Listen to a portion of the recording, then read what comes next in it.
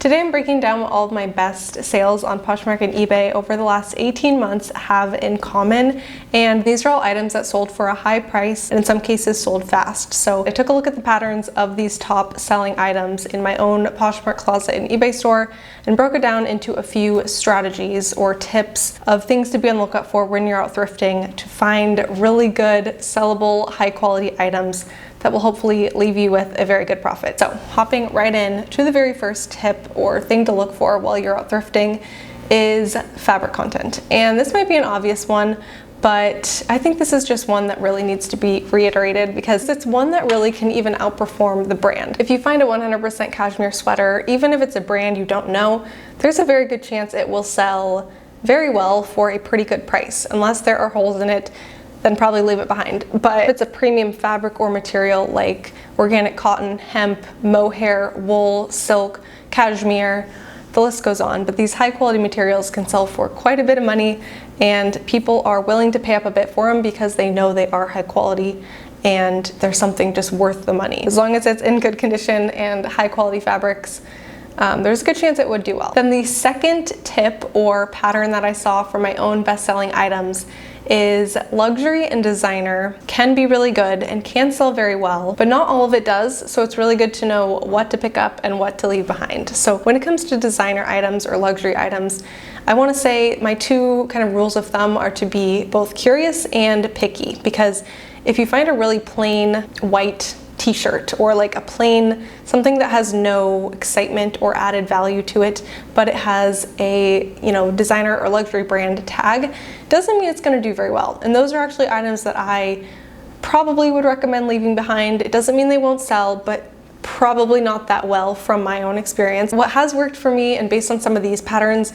is classic pieces in like a really timeless cut or silhouette, along with unique statement items. So something that just like, there's a reason it's exciting other than just the brand. There's a reason that it's like a really sought after piece other than just the brand tag. I think that's a good way to look at designer luxury items, is what about this is like sellable other than the brand tag. Another good thing when it comes to designer and luxury brands is accessories. I think designer and luxury bags can do very well. I've also had good luck with scarves. I'm sure sunglasses or belts, things like that could do very well. So that's kind of the be picky part. And the be curious part, I would say, is there are so many luxury and designer brands that I found while out thrifting just because I saw like made in Germany, made in Italy, an item just felt high quality, things that just made me stop and want to look a little further. And then I ended up finding some really good high quality luxury brands just based on being a little bit curious. So when it does come to luxury and designer items, I would just say be a little bit picky and also be curious and look into items that do seem like they might be something a little nicer, because they definitely could sell for quite a bit and be a really good flip. And an extra tip for this tip is to look in some of the unexpected sections while you're out thrifting, and you might find some really good designer pieces. I found a Christian Dior robe in the sleepwear section before.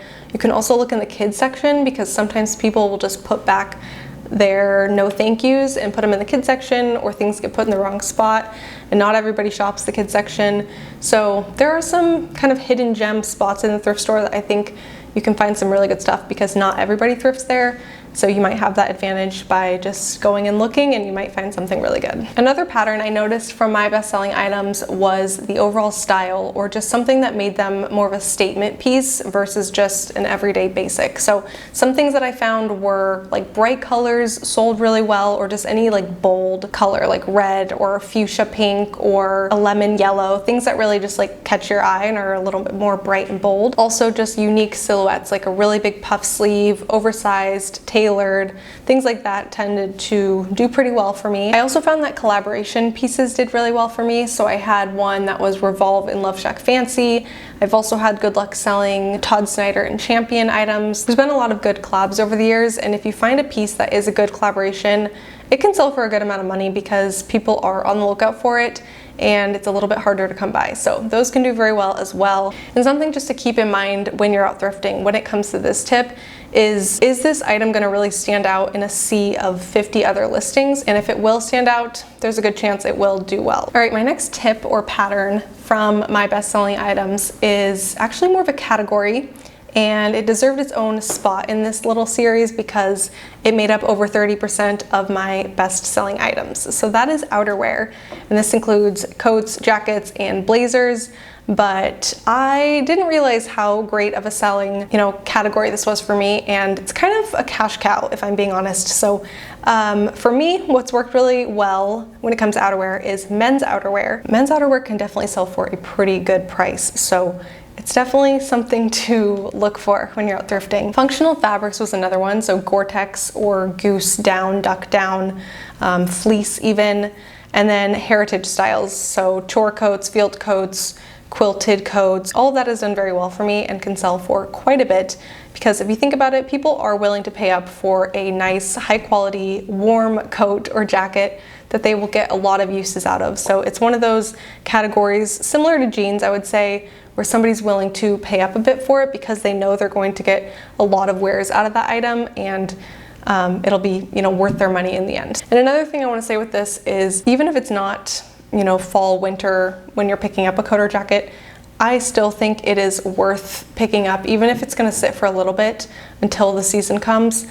Even if it flips, for 80, 100 bucks, it's kind of worth the wait to just store it for a little while and eventually make a really great profit and give someone a really good secondhand coat or jacket that they will probably get a lot of use out of. So I think that is one of those categories that I'm okay sitting on for a little while, because I know that once the colder months roll around, people will be on the lookout for it, and it will probably sell for a pretty good price as well. My final tip is that niche brands and brands with a loyal following can be very fast flips, and these are brands that you won't always find when you're out thrifting, but when you do, they will sell well because there are so many people looking for them and people search them by name. So while they might not stand out like the style or statement pieces we talked about earlier, they are ones that people are on the lookout for, and they most likely will sell pretty quick if you find them and list them, because so many people are searching for them by name and want that specific brand. So some brands that I've noticed over the years that have a very loyal fan base and sell pretty quickly are Vuori, Lululemon, depending on the item, Air, Aviator Nation, Quince, On Running. There's been quite a few niche brands that sometimes come and go, but then there are some that are just really tried and true, and people are constantly on the lookout for them, and they will probably do very well if you do pick them up and list them online. One thing you can do if you sell on Poshmark is go onto your My Seller tools, and if you click on My Closet Insights and then change the filter to the last 12 months, scroll down to the brand insights and click listings sold. This will show you what brands have sold for you in the last 12 months the most. So if certain niche brands sell pretty consistently for you, even if they're not a well-known brand, definitely take note of them and pay attention to them, because those are really your edge when it comes to reselling, and they're brands that you've proven to be able to both find and sell. And I think it can actually be more helpful than BOLO lists or what brands are selling well for other people, because those are very specific to them and these are specific to me. I tried to pull some patterns and share some more broad advice, but when it comes to the brands specifically, looking at your own data can really help a lot. And if you sell on Poshmark, this is something that you have access to. It's very easy to look up, so I highly recommend checking that out if you've not already. But to recap what I just went over, in case you tuned a lot of that out and you just want a quick recap, no problem, I got you. First one is high quality fabrics, things like cashmere, silk, wool, mohair, organic cotton, hemp. Those are all really great materials to be on the lookout for, and you can be pretty confident that those items, as long as they're in good condition, will sell for a pretty good price and sell well. The next one was luxury and designer. So be curious and be picky when it comes to both those things. Look for quality and recognizable style, not just the brand name, and be curious if something piques your interest or seems of higher quality for one reason or another. The country of origin is unique or has something about it that just feels nicer. It's worth looking into. Be curious and see what you find. You might find a really good brand just by taking a minute to look into it a little bit further. Next is unique styles and statement pieces. So items that have a really bright or bold color, unique prints, a collaboration piece, cool, unique style features, things like that. Something that makes it really stand out in a crowd of other listings. And that's also a good place to utilize good keywords, because a lot of times if someone is looking up a unique style or something like that, They will use things like puff sleeve, balloon sleeve, you know, barrel leg, things like that, that are very specific style aspects that they will type in. So utilize the keywords and know that those items can do very, very well. Then we have outerwear, and in particular for me, it was men's outerwear and brands that were very high quality and just, you know, a little pricey, so they'll probably sell for a good price. Also functional fabrics like Gore-Tex, duck down, goose down, fleece, things like that. And then heritage styles can do very well also when it comes to outerwear. So field coats, quilted jackets, waxed cotton or coated cotton, and you know, something like that can do very well and sell for quite a lot of money. So definitely a good category to be on the lookout for. And then the final one is niche brands, and you know, brands that have a really solid following and loyal fan base.